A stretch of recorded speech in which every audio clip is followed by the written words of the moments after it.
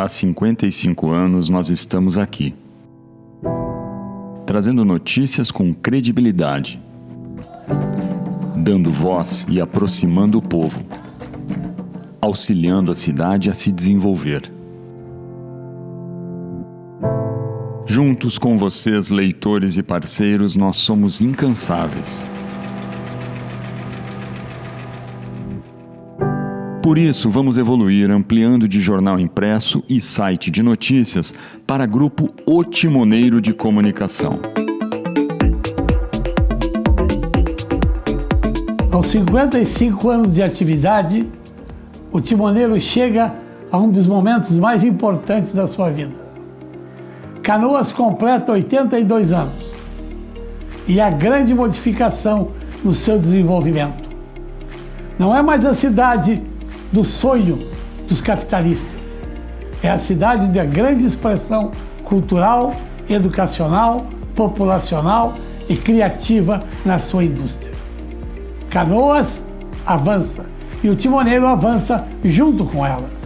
Não temos mais agora apenas aquele jornal que resistiu às ditaduras militares, aos prefeitos que negavam publicidade porque o jornal não lhe dava as coberturas que eles esperavam.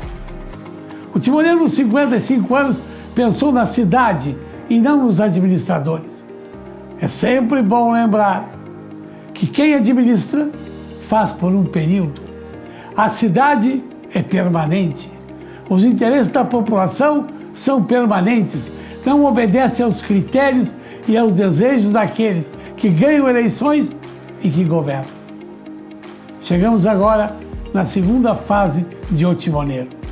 Lamentavelmente falta a companhia do Antônio Canabarro Trois Filho, o nosso Tonito, que foi o construtor da grande Mercedes que é o Timoneiro.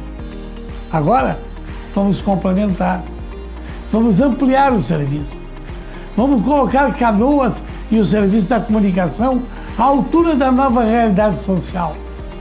Muito obrigado pela instalação, pela equipe, por aqueles que chegam, por aqueles que partem, por aqueles que constroem a nova realidade, por aqueles que trazem nas mãos o antigo Timoneiro para dar sustentação às novas ideias. Vamos em frente. O Timoneiro está à altura dos entendimentos de Canoas. Agilidade, análise, opinião e proximidade se unem à força da imagem. O Jornal Timoneiro amplia os seus serviços virando um grupo de comunicação e mídia. E dois novos modelos de negócio surgem. Um deles é o OT Play, um estúdio de audiovisual para produção de podcasts e programas para redes sociais e canais de comunicação. Aqui nós vamos ter uma grade própria do Jornal Timoneiro, mas também programas para terceiros, para entidades e para empresas, e principalmente espaço para a comunidade poder produzir conteúdo e assim também fazer parte desse novo mundo digital. Outro formato é o OT Hub de comunicação, uma agência que vai atuar no planejamento e na execução de planos de comunicação, tanto para empresas como para entidades ou pessoas públicas. Nós vamos atuar de uma forma omnichannel, tanto off quanto online. Vamos ajudar a planejar e a colocar inteligência e também a executar, partindo do princípio que ninguém conhece o território como o Jornal Timoneiro e seus colaboradores, e sabemos a forma correta e a melhor forma para se comunicar com cada canoense, de cada bairro, de cada vila, de cada quadrante.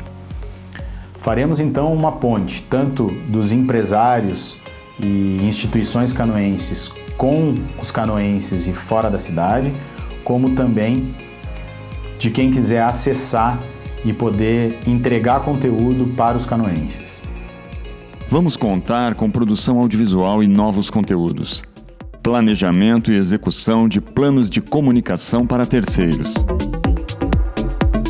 Produzindo com inteligência e criatividade no universo digital.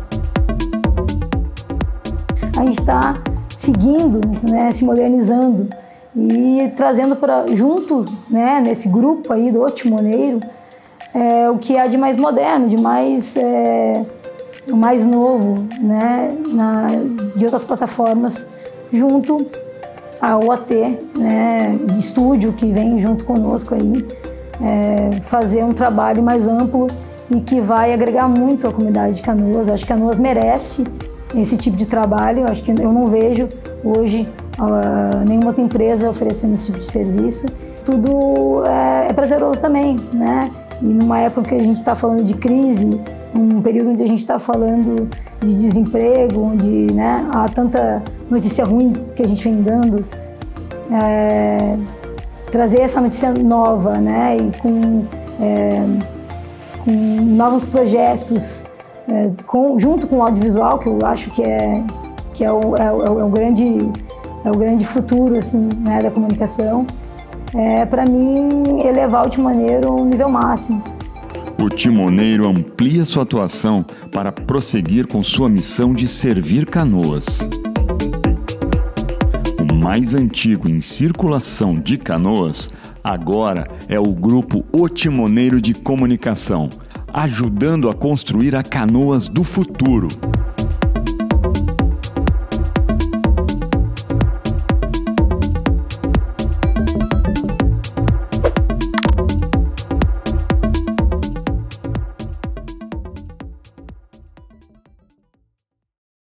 Olá, amigos de Canoas e região. Está começando o nosso primeiro Super Terça do estúdio OT Play. Você está ouvindo este programa pelos principais players de podcast ou assistindo pelo nosso canal do YouTube ou ainda nas nossas redes sociais. Esse programa tem o patrocínio de Piccadilly, loja exclusiva em Canoas, na rua Fioravante Milanês, número 58, loja 03. Você pode ligar também no 51 3476-5002, 3476-5002. E Garimpos Joalheria e Ótica, entrando pelo Calçadão ou pela Vitor Barreto, na galeria mais tradicional de Canoas, a Galeria São Luís, loja 3.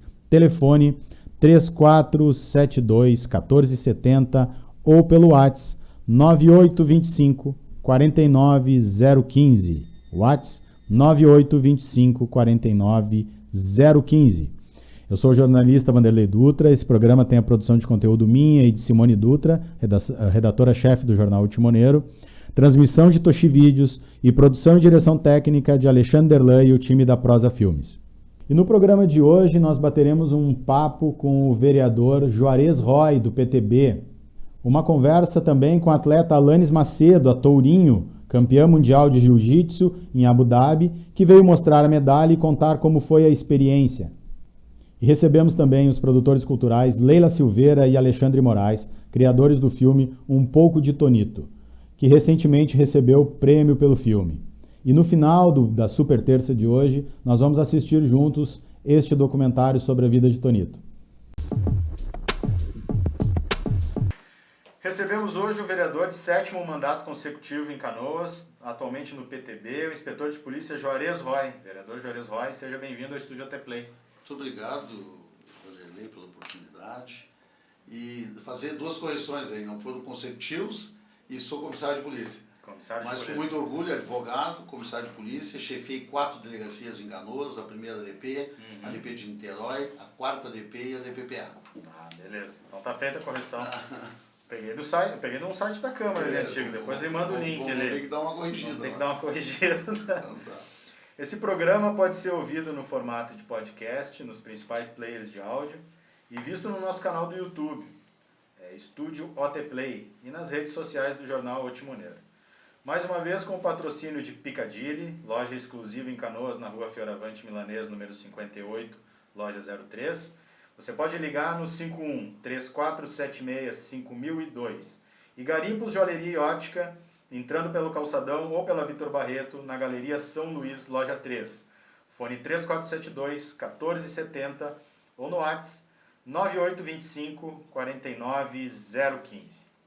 Bem, vereador, 7 mandatos, né? Começou em 92, Exatamente. Isso? Trabalhou lado a lado ali com 5 prefeitos. Liberty Dick Conter, Lagranha, Marcos Ronchetti, Jairo Jorge e Busato. E agora o Jairo Jorge de novo, né? Queria saber de ti assim, uma percepção sobre os governos de cada um deles e pontos fortes, pontos fracos, né? Tu que teve ali nos bastidores, teve lado a lado, teve embate. Uma característica tua, né? Mesmo sendo situação, tem embate também, né? Então teve embate com todos eles, tenho certeza disso. Mas qual foi, assim, os pontos fortes, pontos fracos, o que são parecidos alguns, o que são bem diferentes? Faz uma análise pra gente, tu que teve ali lado a lado nisso tudo. Na realidade, todos com diferenças grandes, né? Lembrar que o Liberty Dick Conter tive a satisfação de fazer a carteira de identidade colocando o nome, né, o apelido no seu nome, né, o Dick, né? E lá atrás, no governo Dick, solicitamos em primeiras audiências a reativação do Conselho para ajudar a Polícia Civil e a Brigada. Isso foi uma bandeira lá atrás na segurança pública que, ao passar dos anos, obtivemos êxitos, né, nessas conquistas que podemos citar daqui a um pouco. Então, para mim é importante o Dick fazer uma política mais de exercício do mandato como prefeito, atos burocráticos. Não fazia política administrativa, não fazia política de rua, política de voto, podemos dizer assim, de reeleição. Né? O Lagranha, do jeito, o estilo dele, a gritaria, ele que mandava, ele decidia, era o estilo próprio. E o Ronquete, tive uma história com o Ronquete, estudamos o Espírito Santo junto, estudamos o Rondon junto, fiz plantão policial no Hospital Nossa Senhora das Graças junto com ele, morávamos perto, frequentávamos a casa, fazíamos churrasco, e depois fui eleito vereador em 92 com ele. Né? Se elegeu vereador em 92, fiz mais votos, 450 votos mais do que o Ronquete naquela época. Depois virou prefeito. Trabalhei na diretoria de transporte, fui vereador no mandato do prefeito Ronquete, e que fez uma administração voltada ao pronto-socorro, à saúde, às conquistas lá atrás que Canoas precisava. Acho que o pronto-socorro ainda é uma bandeira muito forte na saúde, mas precisa ser reformulado, e foi reformulado bastante pelo governo Busato, que encarou a saúde também, com problemas caóticos, gigantescos. Tivemos a honra de receber a chave do Hospital da UBRA, o Hospital de Canoas, das mãos do presidente da República, Bolsonaro, que nos entregou a chave, deu esse presente maravilhoso de forma definitiva para Canoas, uma obra aí, no mínimo avaliado em 700 milhões, toda a estrutura e o prédio é do município. Né? O governo Jairo ficou 8 anos, né? Eu fui oposição, depois o meu partido ficou situação, eu voltei, participei ativamente do governo Jairo, algumas conquistas, e com o governo Busato uma relação diferente, uma relação, como se diz no linguajar mais comum, tete a tete, de receber todo mundo, portas abertas, a vice-prefeita Gisele, o mesmo estilo, né? Uma relação ótima, né? E conquistas como a segunda companhia, a primeira DP prédio novo, a terceira DP, viaturas lá atrás, pedi para ele, governo sem viaturas, e vejam que o último ganho da Polícia Civil da Brigada foi com o Lagranha, com os festinhas, 2 ou 3 festas da Ford e 5 motos, e 4, 5 motos para a Brigada. Essa foi a grande conquista dos governos anteriores.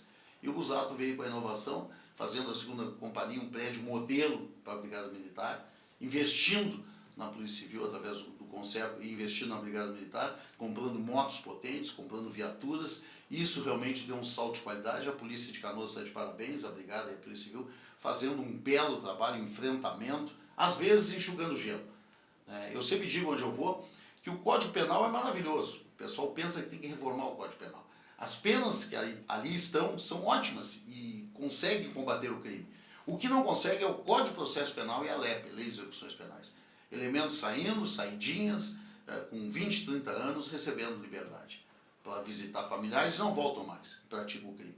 Exemplo grande também foi agora, recentemente, uma juíza em Porto Alegre liberou da prisão em flagrante 3 elementos com 5 toneladas de maconha, sob o argumento que supostamente os presos teriam sido agredidos pela Brigada Militar. Ora, lesão corporal ou abuso de poder ou tortura, crime inafiançável, se apura através de inquérito policial e depois de processo judicial, e não com uma decisão.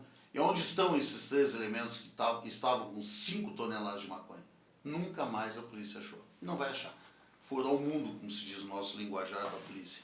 Então, esses pontos que a gente aborda com o vereador, reclamação de todos os gêneros, o vereador é muito presente. Né? E até brincamos que o vereador às vezes se torna um office boy de luxo. Acho que clientelismo é uma coisa perigosa. Sim. Ele não pode ser feito através de favorzinhos, de levar fulano de carona, criar festinhas para buscar votos. Isso eu sou contra.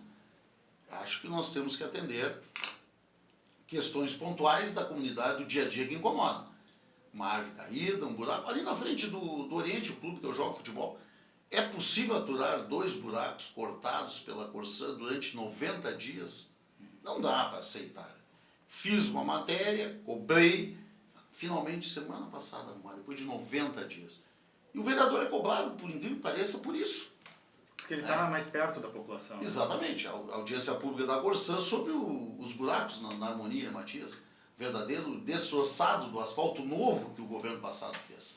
É isso que não podemos aceitar. A demora. A Corsã, inclusive, modificou alguns funcionários porque viu, realmente concordou com nós. Eu levantei essa matéria na Câmara, fiz a audiência pública, presidi a audiência e buscamos solução. Estamos tendo sucesso, não o sucesso que a população quer, mas o sucesso após a audiência pública do reconhecimento e a Corsã mudando o comportamento na abertura de rua, abertura de ruas, abertura de ligações de água novas, demorando 60 dias para tapar aquele corte na rua. Então são vários exemplos onde o vereador participa muito, né, em ações mais do que projeto de lei. O vereador se faz também essa ilação, que o vereador acaba sendo titular de nome de ruas. Também é um jeito de homenagear os homens e mulheres que fizeram a história de Canoas, né? Mas não é só isso, o vereador tem contato com leis. Eu voto de acordo com o pensamento dos meus eleitores, porque eu conheço um a um, a gente conversa muito. Eu tenho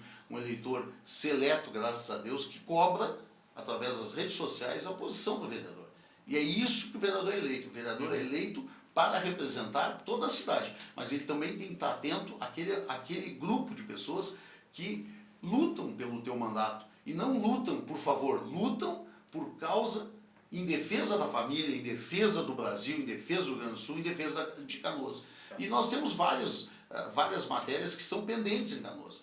O Busato encarou, o governo passado também, o Jair fez algumas escolas, o Busato fez várias escolas infantis, a vice foi a bandeira dela na educação, parabéns a Gisele Wecht por ter feito isso, e melhorou bastante a educação, né? E tem que melhorar mais ainda, né? E dá para dizer que dessa visão geral que tu deu de todos eles, desses 5 prefeitos que tu acompanhou, tem algum que tu pode dizer que foi o melhor?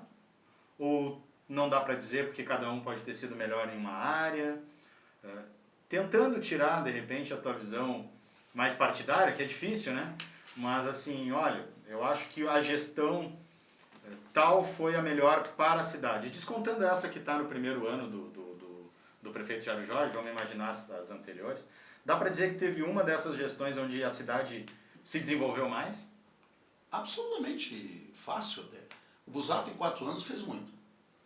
Escolas, licitações de EMEF, de EMEIs, construídas novas, não foram reformas, ditas como reformas, totalmente novas, com ar-condicionado, top, maravilhoso, muito emocionante participar das inaugurações dessas escolas construídas, né? O HU, por exemplo, Clínica da Mulher, Clínica da Criança, meu Deus, aquilo é primeiro mundo. Uma amiga minha num chá, eu conversando sobre política, e aí eu abordando quem conhecia a Clínica da Criança, e eu vi que era um ar de desconfiança dos presentes. E aí uma senhora, com o bebê no colo, pediu a palavra. E ela disse assim, o que o vereador está dizendo, acho até que é pouco, é muito mais. Eu precisei às 4 da manhã à Clínica da Criança, e me disseram, o taxista me levou a Uber. E eu não acreditei, achei que era clínica particular. Não acreditei que aquela clínica o município fez. Então, isso enobrece a gente, deixa a gente satisfeito, feliz em ver esse reconhecimento. Clínica da Saúde da Mulher, a Clínica da Criança, as EMEIs, o asfaltamento na cidade, a segurança pública, olhado de verdade, né? O delegado Ranolfo fez um belo trabalho inicial na Secretaria de Segurança, né? Depois substituído pelo Major Alberto, que fez também, o delegado Azeredo participando, fez uma administração na segurança pública que toda a Polícia Civil é obrigada a elogiar. A gente falou tem um ponto muito forte que é ser combativo, né? Eu até falei que mesmo quando está em situação, tu ainda é combativo, né? E tu não tem muito receio de entrar em polêmica, não tem receio de entrar em debate, em discussão, até nas redes sociais.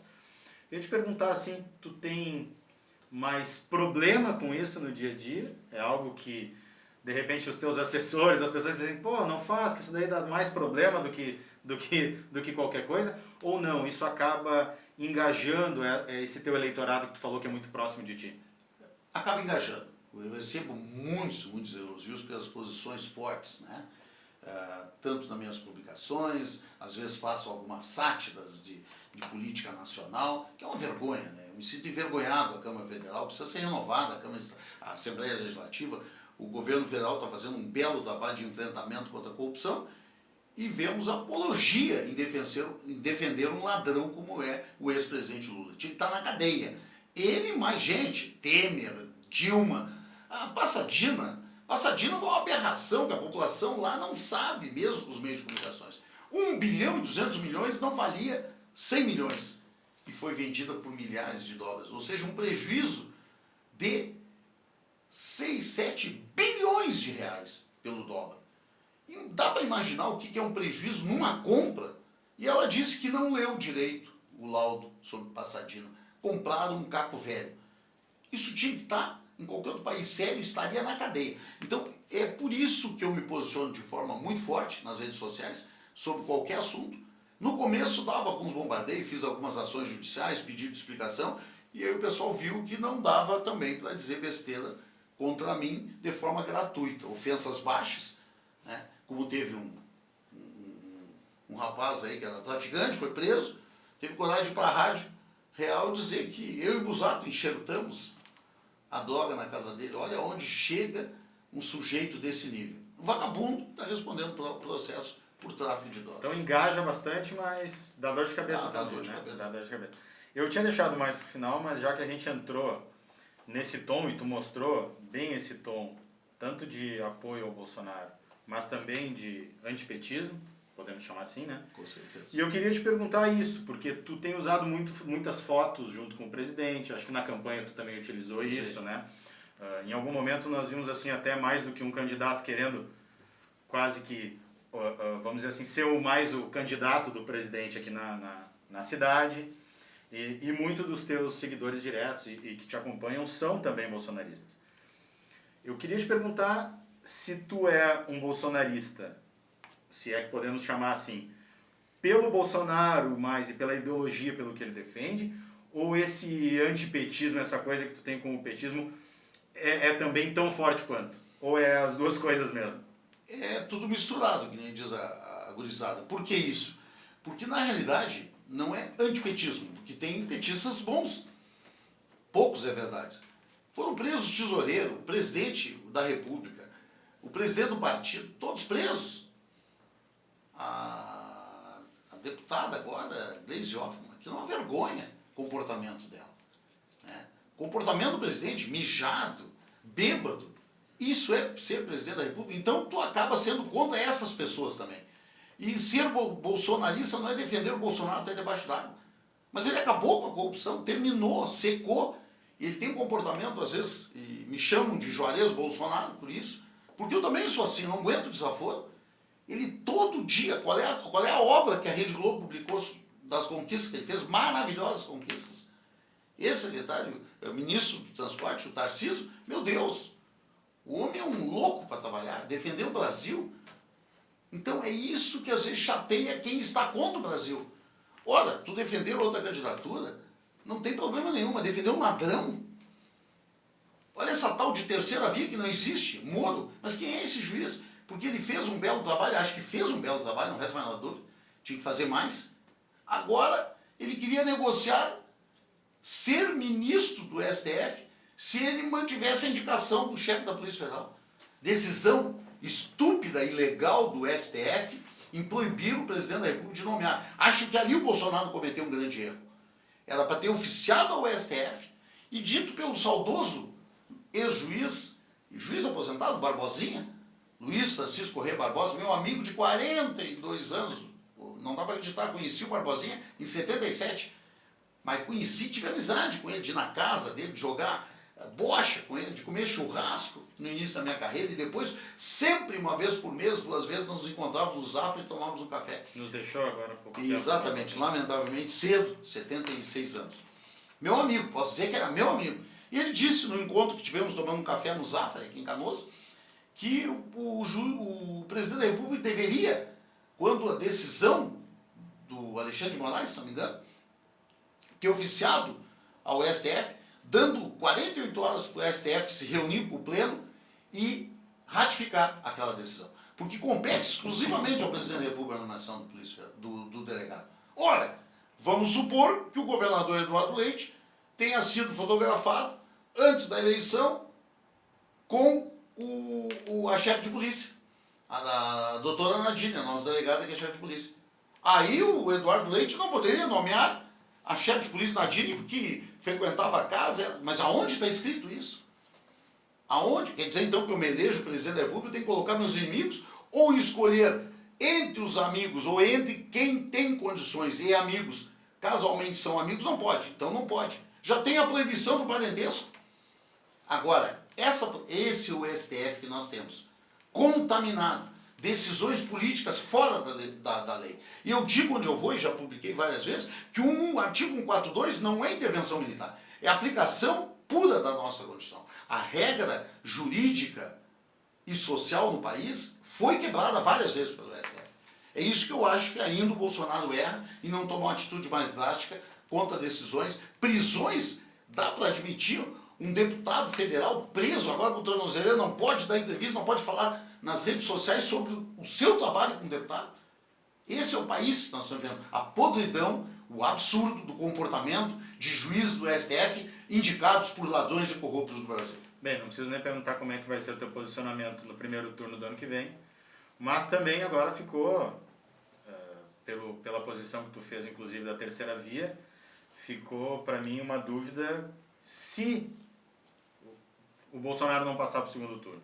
Como é que fica o Juarez vai com essa terceira via que tem hoje, de repente contra um Lula? Em primeiro lugar, dizer com bastante tranquilidade que não vai ter segundo turno. Bolsonaro ganha com 20 milhões no primeiro turno. Ganha com 20 milhões no primeiro turno. Não, somando todos os votos não dá. Bolsonaro é um balão de ensaio. O Moro é um balão de ensaio. Ele chegou no aeroporto e tinha 5 seguindo ele. 5 pessoas próximas a ele. E onde vai é vaiado. Né? Não tanto quanto o Lula. O Lula não consegue comer um sanduíche na esquina num barzinho com 5 pessoas. Então essa não vê é a essa verdade. hipótese. Não existe a hipótese, mas não existe mesmo. As pesquisas, o Bolsonaro deveria mandar a Polícia Federal investigar as pesquisas, não a favor ou contra ele. Não, investigar os institutos fraudulentos e negociar. Quem é Montenegro? Um corrupto de marca maior, quebrou o Botafogo, presidente do Ibope, que não é um corrupto. A gente falou dos prefeitos, a gente falou desse tempo, a gente falou um pouquinho das características, mas eu ia te perguntar o que mudou e o que não mudou do Juarez Roy lá de 92 e esse de 2021 agora? A experiência.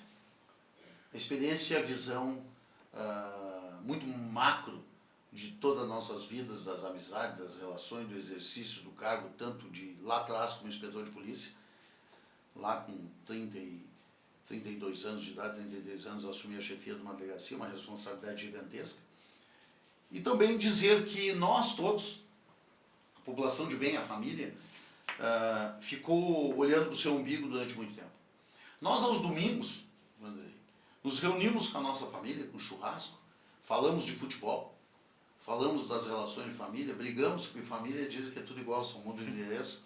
Brigamos, nos acertamos, nos ajustamos e não queríamos saber da política. Enquanto isso, os sindicatos fraudulentos se reuniam aos domingos, articulando as massas e mudando a verdade. E eu digo hoje que aprendemos lá atrás que toda regra tem exceção. Agora está virando. Toda exceção vai ter uma regra. Estão querendo governar os municípios, os estados, pela exceção. Veja o exemplo do Dória, uma vergonha como governador. Eu acho que ele é um balão de ensaio, eu acho que ele vai concorrer a deputado federal, porque senão vai para a cadeia. Cadê a investigação dos respiradores? Eu acredito que vai ter uma investigação mais séria que teve lá. Mas olha, a CPI, aqueles 3 corruptos e ladrões da pátria, O Aziz teve toda a família presa, é um ladrão. O Renan é um ladrão. O outro que eu me esqueço o nome, Radolfo. Ranolf, né? Ranolf. Mas aquilo é uma vergonha como senador. É uma vergonha. Esse é o Senado. Como eu disse no começo, a Câmara Federal, espelhada por 513, deve ter 350 lá envolvidos em STF, processos e desvio de função e outras cositas mais que nós aqui na aldeia não conseguimos saber. Então, nós estamos vendo um caos. Eu acredito no quê? Numa grande renovação na Assembleia Legislativa, uma grande renovação na Câmara Federal e no Senado. Nós temos que banir os políticos corruptos. Falando aqui da aldeia que tu falou, qual é a tua percepção para o momento político da cidade? Como é que iniciou essa legislatura da Câmara? A pandemia afastou um pouco, né, o povo dos vereadores, né, de todo mundo, todos nós se afastamos. Ainda estamos no modelo online, eu não sei se está híbrido lá na Câmara. Eu sei que tem algumas críticas a isso, né? Sim, eu Mas defendo como é que tá esse momento político da cidade? Como é que começou essa legislatura? Tu que já está na 7ª. Como é que está o andar da carruagem do momento político da cidade? É uma legislatura muito forte, né? Temos ali 3, 4 vereadores de oposição, o vereador Eric, o vereador Laércio, o vereador Alexandre. O Partido Novo, eu brinco com ele, o presidente do partido dele, de gerente do Unibanco, tem 700 milhões de patrimônio, tem casa de 10, 15, lancha, iate. Esse homem é mágico, de gerente de Unibanco, há 25 anos atrás virou bilionário, né? Então esse é o novo para mim, né? Ele vota a maioria das partes com o governo, eu também. Eu disse hoje, tem um vereador Jefferson Otto dizendo que eu sempre voto contra, ele está equivocado. Votei 80 projetos, votei 55, 60 a favor do governo, né? E votei 20 e poucos, 30 contra, porque tem os motivos, né? Questão do alinhamento do IPTU, não concordo, né? As diretorias de escola, mudança na lei, né? E vários projetos. Esse cargo, por exemplo, foi aprovado na Câmara para cedência, ser cedido funcionário dos outros órgãos. Um que veio cedido vai ganhar 23 mil por mês. Isso é um verdadeiro caos social. Isso é imoral, pode ser legal, mas é imoral. É a mesma coisa se eu trouxer agora 10 assessores ganhando 20, 30 mil no Estado, a Câmara vai ter que pagar. Vai dar um prejuízo de 300 mil. Então, é imoral, eu votei contra. E, lamentavelmente, só eu votei contra. Os outros vereadores queriam votar contra, 3 ou 4, mas disseram que era inconstitucional. Não interessa. O voto é livre. Mesmo sendo inconstitucional votar contra, porque o projeto era constitucional, é por isso que vai a votação. Ele é imoral. E esperamos que estejamos no final da pandemia, né? Mas como é que tu acredita que a cidade como um todo, executivo, legislativo, instituições e a população como um todo, como é que Canoas, na tua visão, atravessou, está terminando de atravessar essa pandemia, que infelizmente levou quase 2 mil canoenses? Tu sabe que opinião geral é que Canoas levou muito bem no governo do Zato, está levando muito bem também no governo do Jair, né? Não tenho crítica nesse sentido. O Zato soube enfrentar, tinha uma equipe maravilhosa, ele pessoalmente encarou essa pandemia no auge, né? Toda a crise. O prefeito atual também está enfrentando. Acho que a saúde precisa melhorar em muito, né? É complicado, né? Exemplos de pessoas que estão esperando cateterismo, internada, e casos graves, né? Aconteceu agora recentemente um cidadão de 76 anos, suspeita de próstata, abriram a barriga e pararam a cirurgia, fecharam, dizendo que não era próstata. Mandaram ele para casa e não deram resultado para ele até agora, né? Eu estou vendo isso aí de perto, porque é um caso grave. E não é pontual. Então, a gente está sentindo um outro jovem lá internado no HPS, esperando stand para ser colocado. Não fizeram, supostamente seria stand, não fizeram ainda o cateterismo e vai ficar até fevereiro. Não é possível, doença do coração é uma coisa grave. Então, e tem que verificar se tudo isso é verdade. Também temos isso. Até agora, que me chegou, esses 2 casos absolutamente corretos e verdadeiros, né? Estou providenciando para colocar mais por dentro, para poder levar adiante, ver o que pode ser feito em contato com o prefeito, com o secretário de saúde, para tomar uma atitude, uma decisão, ver se é correto ou não. Eu não sou médico, mas a gente sofre muito, falou que eu sou contra o online. Eu sou contra, eu acho que a sessão tem que voltar. agora o mais rápido possível, ano que vem, hipótese alguma, né? Todo mundo voltou, a polícia não parou, os médicos, os enfermeiros, técnicos não pararam, a vida seguiu, o comércio, graças a Deus, abriu, sou contra o fique em casa, né? O judiciário, que na minha opinião, ainda é uma decepção, porque está parado demais, né? A população não pode nem entrar ali, não tem audiência, não sei porquê, parece que só lá tem Covid. Vejo o silêncio da OAB, de forma vergonhosa, a presidência nacional, o presidente não me representa da OAB.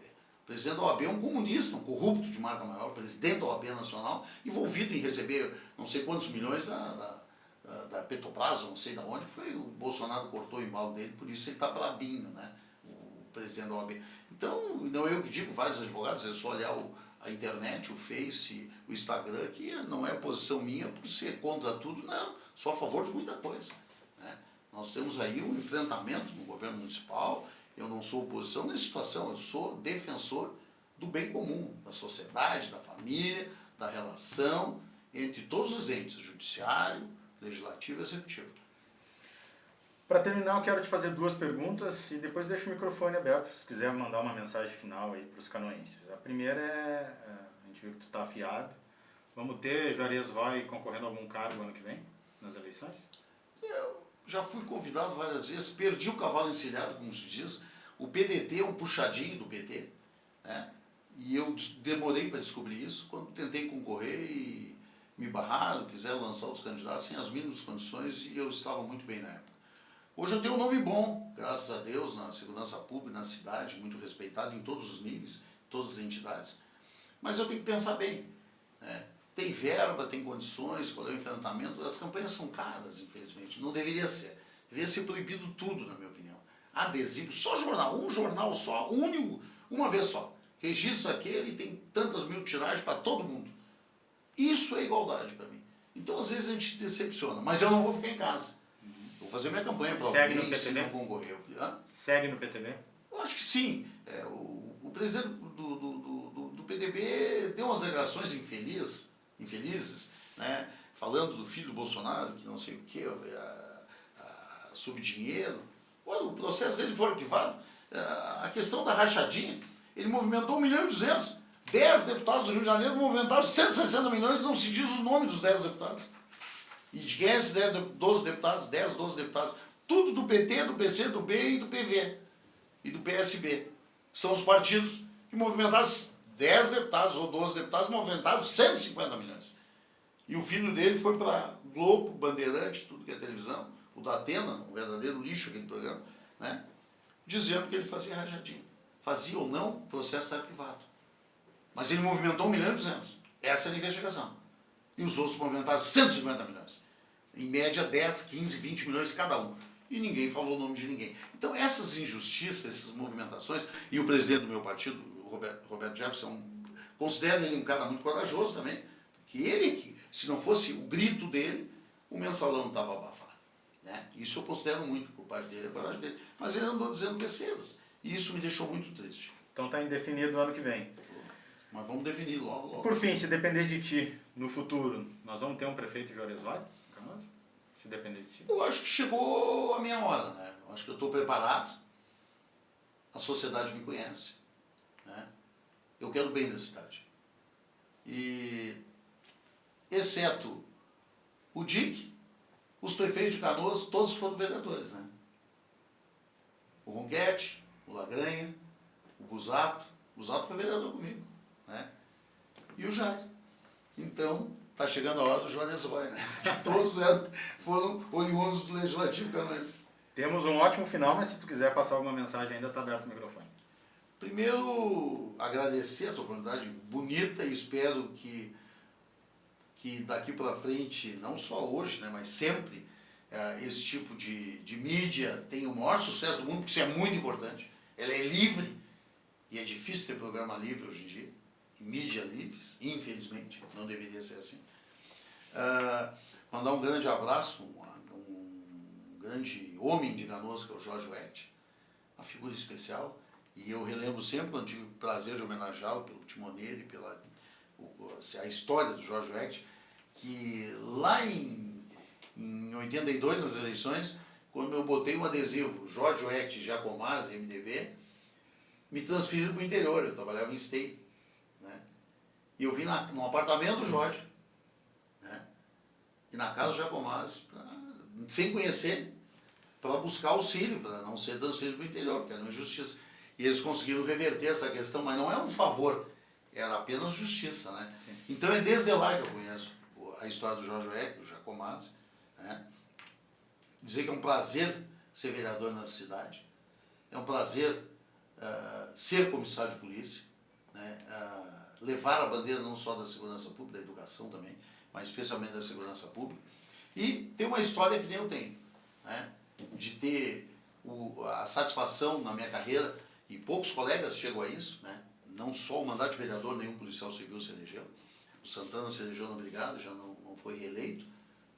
Eu sempre digo, eleição nos define por competência, por número de votos, mas eu luto pelo meu trabalho, e ter sido chefe de 4 delegacias não é para qualquer um, é quem tem história, né? Eu fiz uma história na Polícia Civil, fiz uma história na Câmara até agora, e quiçá daqui a 3 anos, algum partido, ou menos disso, né, 2 anos e pouco, algum partido, uma coligação forte, leve de novo para o Poder Executivo um vereador. E o meu nome estará com certeza à disposição. Te agradeço a oportunidade rara, parabéns por esse espaço muito importante e de forma muito livre, vir aqui bater um papo e contar um pouco das histórias da minha vida, da história de Canoas que eu estou vinculado. Tá bom, muito obrigado.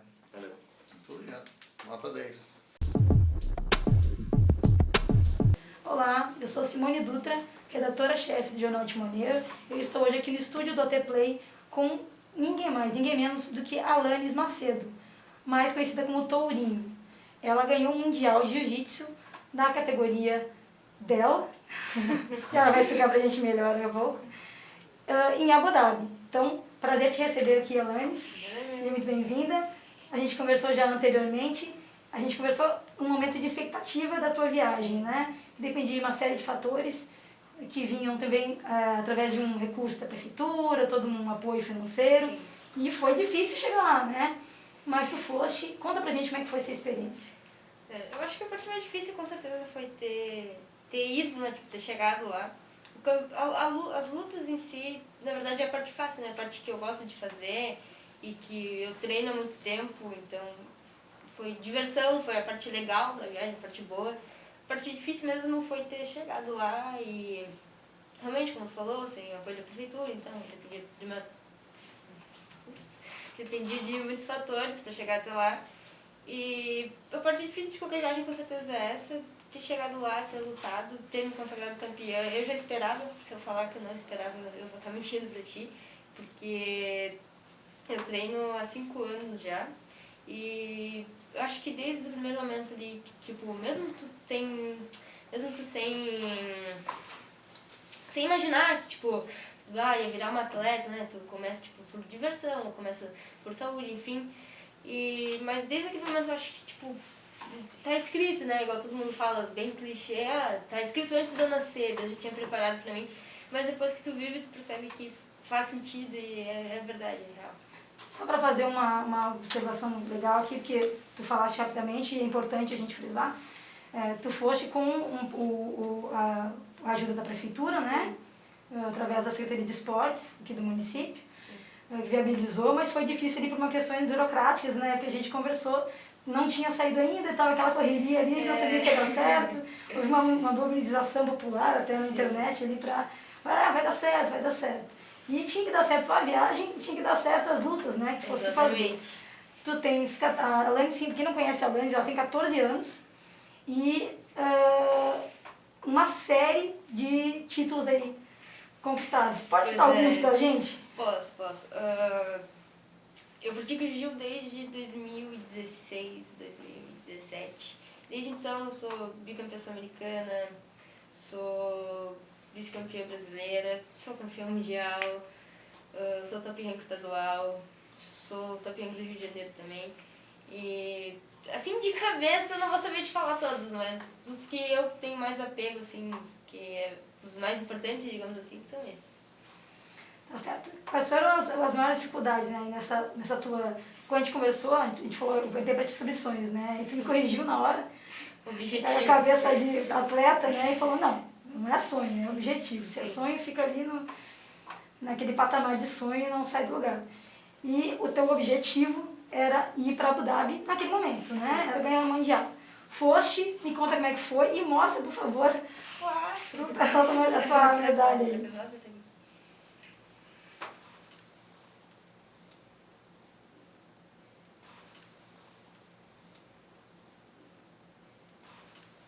Quais foram as maiores dificuldades que tu tiveste lá?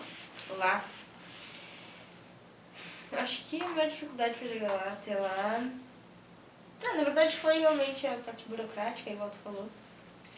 Mas eu acho que lá, tipo, depois de ter chegado lá, mas com certeza tem a parte do nervosismo também, que tu chega lá, tipo, aquele frio na barriga, né, e tudo mais. Apesar de eu ser uma pessoa muito confiante em relação a isso, quando eu estou confiante, eu sou muito confiante. E eu estava muito confiante, mas o nervosismo sempre... Rola, dá uma, né? Não tem como não. Seguindo nessa onda aí de projetos, né, de planos, projeções para o futuro. Quais são as tuas metas agora? O que tu busca? Qual é o próximo objetivo? Não só. É, o próximo objetivo. Eu acho que todo mundo tipo, coloca uma meta e depois que bate essa meta, tá, agora chega. E não, minha meta tipo, é muito mais lá na frente, é daqui 15, 10 anos, entendeu? Então tudo isso que eu tô vivendo agora são objetivos e enquanto eu estiver conquistando eu só vou parar depois que eu conquistar todos os meus objetivos e o maior lá na frente, igual a gente conversou aquele dia, daqui 15 anos. Mas agora, tipo, pra agora, com certeza, são os 2 títulos mais importantes que estão faltando no meu currículo, que é o Pan Kids e o Campeonato Europeu. Logo que eu cheguei de Abu Dhabi, eu já estava resolvendo todas as questões para lutar o europeu. Infelizmente não vai ter edição Kids do europeu, né? Como eu tenho 14 anos, eu sou infante, eu luto como criança. Mas como não vai ter, talvez eu não possa lutar como Kids, porque ano que vem é meu último ano, e se não tiver edição Kids, acaba por não ter e só poder lutar. Mas o próximo objetivo seria o Campeonato Europeu.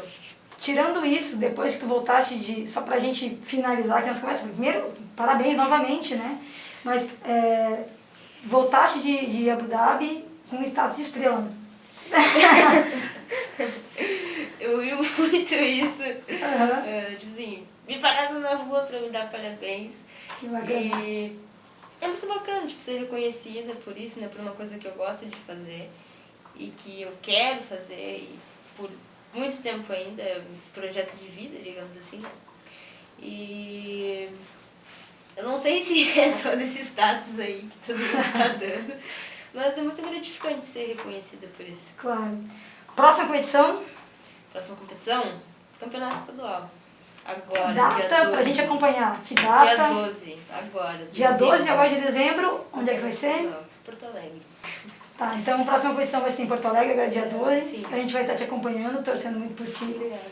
Mais uma vez, obrigada por ter vindo até aqui. Eu que agradeço. A nossa entrevista de terça, super terça. Com a tua medalha aí, que a gente está de olho nela o tempo todo. Tu é uma estrela para nós. Muito obrigada por ter representado Canoas também. E parabéns novamente. Obrigada. Eu que agradeço todo.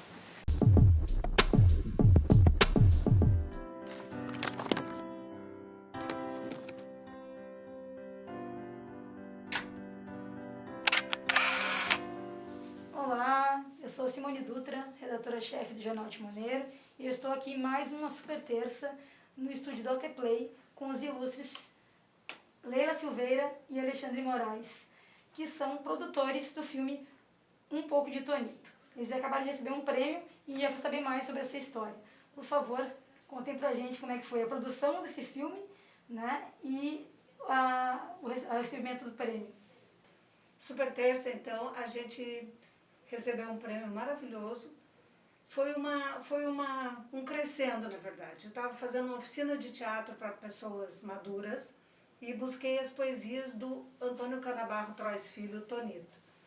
Nisso, o Alexandre, vendo todo o material, se encantou numa das poesias, acabou fazendo de um fragmento de poesia, ele fez um curta-metragem chamado A Cidade é a Casa. com o ator Arnaldo Bauer. E, em função disso, ele ficou trabalhando mais a parte de conhecimento da obra do Tonito. Quando o Tonito soube que eu estava trabalhando as poesias, bateu na porta da minha casa, aqui no centro, e me deu de presente um exemplar de cada livro dele. Me emocionei muito. Começamos a ler mais a fundo a obra. O Alexandre ficou com interesse de entrevistar o Tonito, enfim. E isso tudo, para a gente, no meio do caminho entra a Lei Aldir Blanc. A Lei Aldir Blanc, da Prefeitura de Canoas, a Lei Aldir Blanc de Canoas, foi um grande guarda-chuva, foi um apoio e um aporte fenomenal, fantástico. Hoje o trabalho do Alexandre é internacional e é graças ao olhar dos pareceristas, enfim, mas também ao olhar de quem teve a sensibilidade de fazer com que a Lei Aldir Blanc funcionasse em Canoas. Pois é, esse prêmiozinho aqui, eu tive a honra de receber ele agora, um dia, 2 dias atrás, e o grupo Partners of the America, que é um conjunto de Ariane Freld, que ela começou a movimentar isso alguns anos atrás, já está na 12ª edição, e o filme do Tonito, eu tive a iniciativa de botar lá para concorrer, vamos ver o que dá, né? Quem sabe dar alguma coisa. O resultado foi maravilhoso, porque ela falou: Alexandre, teu filme foi selecionado. E eu, nossa, que honra, né? E logo em seguida, depois não só selecionado, como depois fiquei sabendo que foi premiado pelo prêmio de audiência, não só em Chicago, mas São Paulo e agora em Porto Alegre, né? E agora Porto Alegre tem uma apresentação junto com outros 3 filmes, né? Que são os filmes... Eu não lembro os nomes. Sim, Aos Olhos de Ernesto. Esse foi aqui em Porto Alegre, Sim. Etapa Porto Alegre, Aos Olhos de Ernesto. Esses 3 filmes. E aí todo o pessoal do Partners estava lá e foi uma honra maravilhosa. Esse prêmio não vai só para a equipe do filme, mas para o próprio Tonito, que mereceu. Ele pediu, ele veio a mim, numa das conversas: Alexandre, eu quero virar cinema. Quase falou isso. Eu botei até uma frase no filme que ele virou cinema. Seria injusto se não virasse, né? Também a importância que o Tonito tem, inclusive, para mim, que estou falando com vocês aqui agora, estando aqui dentro da redação do Jornal Timoneiro, é muito importante para nós esse momento. Até me emociona, assim, porque ele é o nosso eterno mestre, né? A gente chama ele aqui mesmo, dentro da redação, de Mestre Tonito, né? Foi ele quem fundou, né, o Timoneiro, foi ele quem criou tudo isso. E nós estamos aqui falando sobre ele, e um filme sobre ele não podia faltar realmente. Então, parabéns para vocês, né? Eu citei para ti que eu vi no filme, e no curta tem uma cena muito emocionante da casa dele. Sim. É uma memória muito legal, e eu acho que aquela casa está marcada, né? Para cada canoense que conheceu o Tonito, né? Então, essa produção aí, essa cena aí, como é que funciona? Vocês trabalharam com uma equipe grande? Graças à Lei Aldir Blanc, tem uma verba um pouco maior para fazer as coisas que a gente não ia ter alcance financeiramente, né? E isso proporcionou não só equipamento melhor também, como contratar um drone, que eu fiz uma longa pesquisa de achar um drone, porque não é fácil, tem muito drone que é mais ou menos, até eu achar um bom drone para fazer do jeito que eu queria. Não só...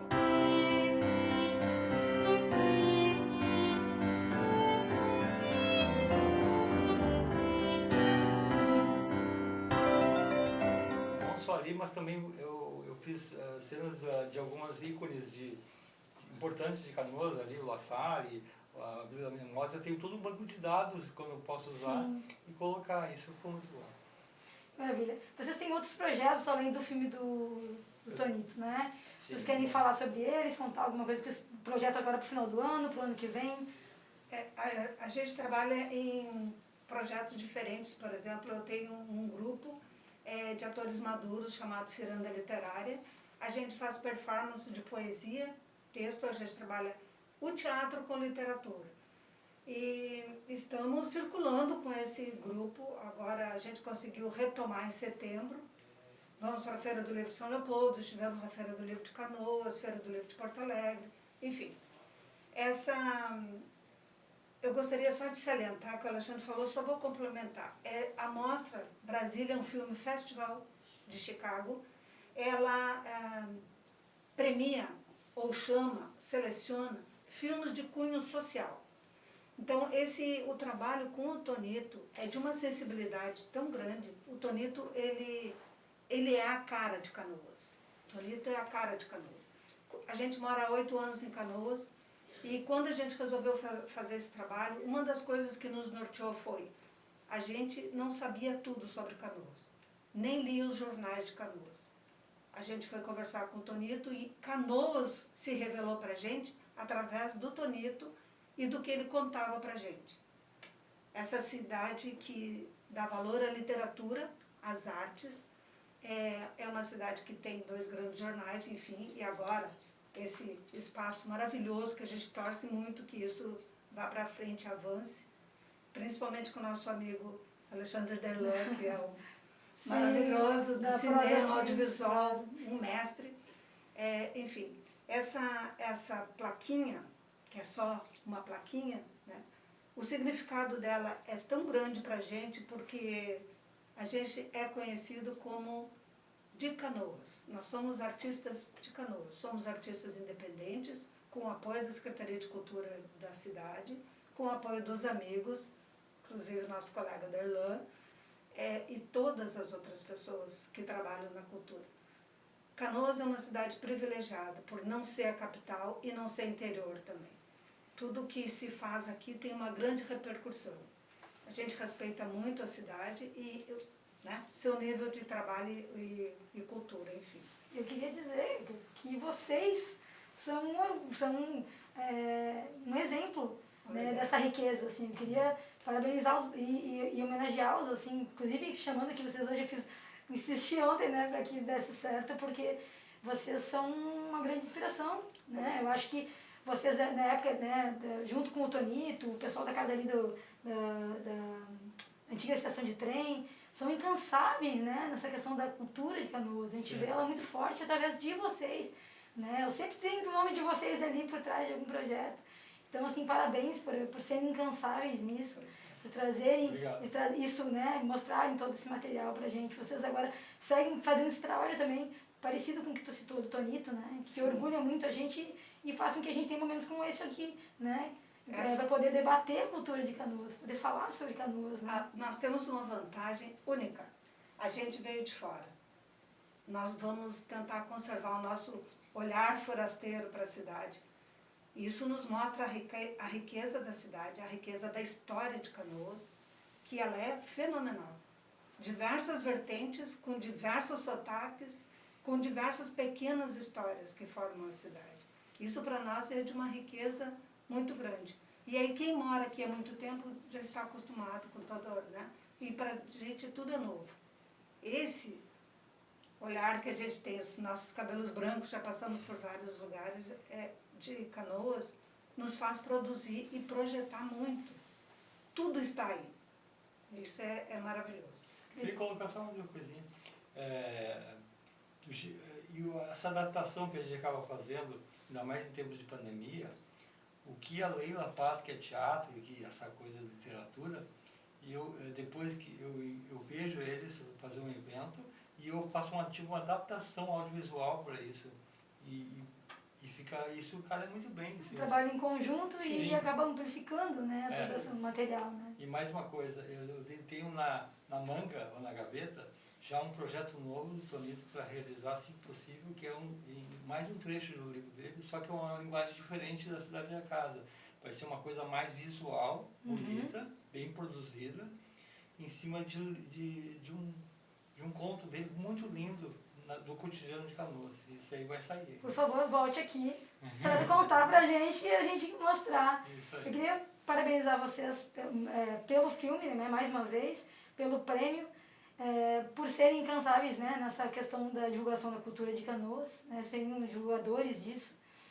E dizer que nós vamos passar, no final agora, para quem não assistiu ainda, um pouco de Tonito, para quem não conhece o Tonito conhecer um pouco mais. Obrigada pela presença, viu? Te agradece, muito obrigado. Um tchauzinho aqui.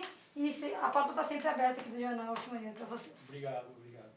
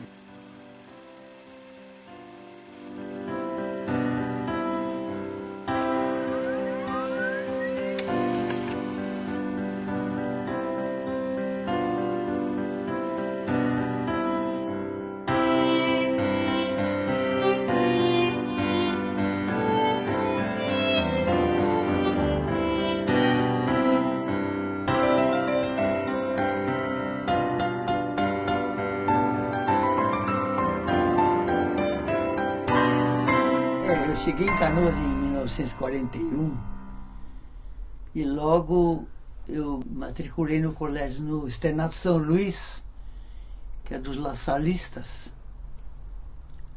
E lá logo fiz amigos, amizades, no futebol, na leitura. E lá tínhamos o irmão Henrique Justo. Ele acaba de ser honrado com o título de doutor honoris causa. Agora, está com 94 anos. E ele sempre foi uma figura magnífica, fraternal. Ele é um psicólogo e é um dos pioneiros da psicologia. A fraternidade é a marca fundamental do irmão Henrique. E aos sábados de tarde ele reunia uma turma de alunos para falar de letra, literatura, de livros. Ele recomendava autores e orientava a leitura dos guris. Isto é, ele foi uma figura muito importante na vida de muitas pessoas, inclusive na minha. O estímulo dele me ajudou a continuar a escrever. Então, eu logo comecei a publicar lá no Ecos de São Luís. Era um jornalzinho que tinha lá da escola. E eu comecei a escrever ali no Ecos de São Luís. E daí virou cachaça, virou vício, né? Virou vício a literatura como um instrumento de comunicação, de expansão de ideias, de combate ao que a gente julga e julgava equivocado, de estímulo ao que a gente acha que deve ser estimulado para que a gente consiga construir um mundo melhor, um mundo mais fraternal, menos agressivo, menos violento, que é o que ocorre hoje. Hoje, mais do que nunca, os artistas são necessários, porque eles humanizam a convivência. Uma poesia é como um banho, é como oxigenação da pessoa. A pessoa fica mais pura, mais retorna, de certo modo, retorna à infância. Eu fui vereador. Eu me lembro que, como vereador, nós trabalhamos pela criação dos conselhos municipais. Tínhamos conselho de transportes, conselho de contribuintes, conselho de urbanismo, que era uma forma da comunidade participar ativamente do próprio governo, né? Os conselhos davam pareceres sobre as matérias que eram enviadas à sua consideração. eu trabalhei muito nessa parte. Eu me lembro muito bem que a gente se incomodou muito, que havia gente, como ainda há hoje, gente que não aceita a participação popular. Eles chegam ao poder e ficam ali encastelados e não respeitam a opinião do povão. Aquele povão, gente simples, né? Mas que merece viver, merece ter os seus direitos assegurados, né?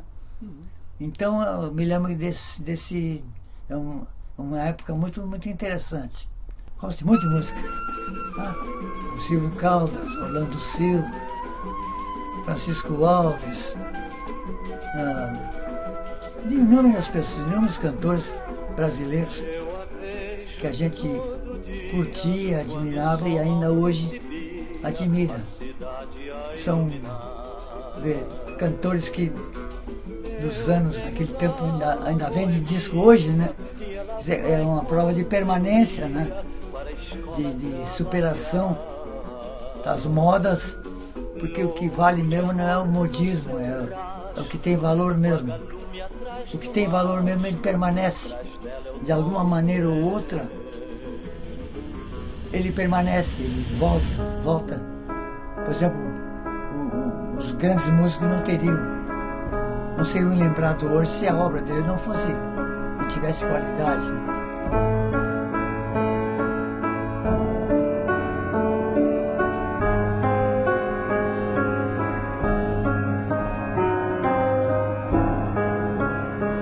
Beethoven, Mozart, Schubert, Chopin. Então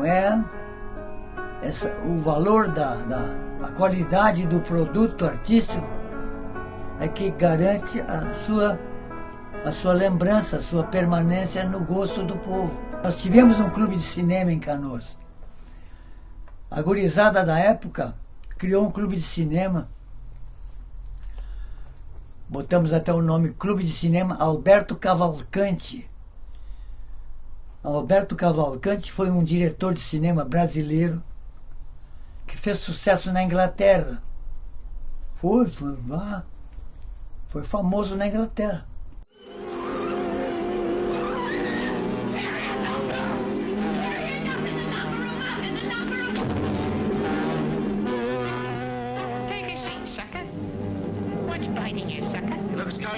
To me, Hugo. Well, why don't you see a doctor? Maybe he has seen a doctor. É a 31ª Feira do Livro de Canoas.